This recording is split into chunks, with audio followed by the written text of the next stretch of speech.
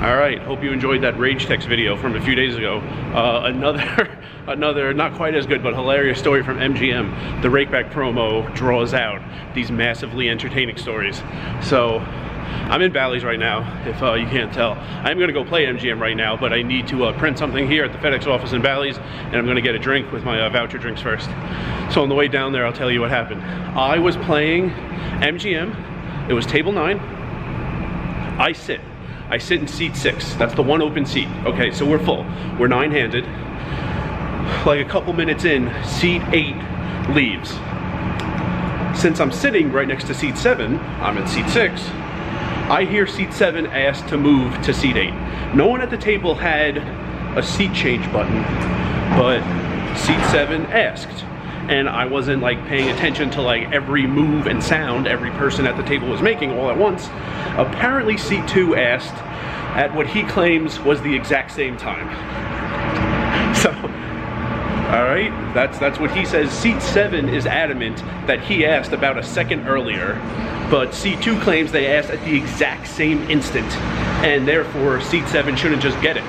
You know, we have to do something. If 2 people asked at the exact same time and no one had a seat change button. So I've asked a few people what you would do if you were the floor, and both people said whoever's been at the table longer, that's the rule. I didn't know that was the official rule, but that makes plenty of sense even if it's not.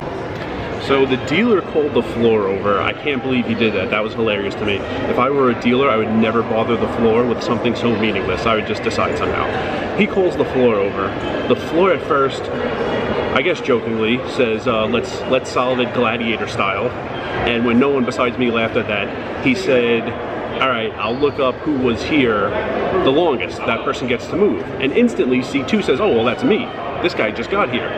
So seat 2 is willing to do that because that means he gets to change seats to number 8. Seat 7 says, well, I'm not agreeing to that because I wouldn't win. I haven't been here as long.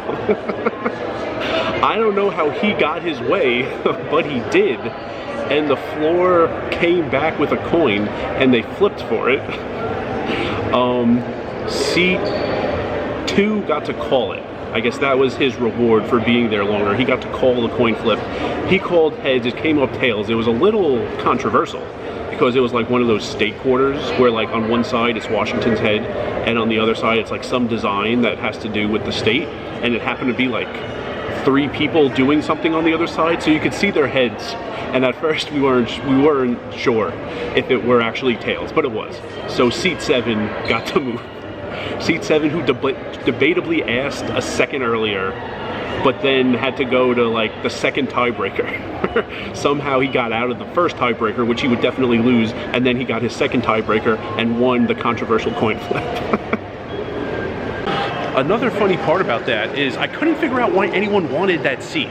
Like, people don't really move based on players anymore, and if you're moving based on comfort, if you look at a 9-handed table, there are some seats where you're kind of like along the straight edge of the oval that is the table, like the seats next to the dealer, seat 1, seat 9, also the seat right across from the dealer, seat 5.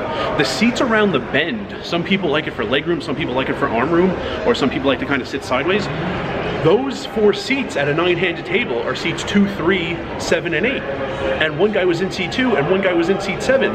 They're in those types of seats if their goal is comfort. Changing to seat 8 is a lateral move. It's one of the types of seats at this oval table that they already have. So I couldn't figure out why anyone wanted it so badly, and I also couldn't figure out why it was that important that like one guy couldn't just say to the other, all right, go ahead, take it, which is what happens sometimes. I've never seen it go to 2 tie breaks before, and I've never seen a guy just say, no, I'm gonna lose this one, so we have to do something else. The MGM rakeback promo, you should give it a chance, you'll love it.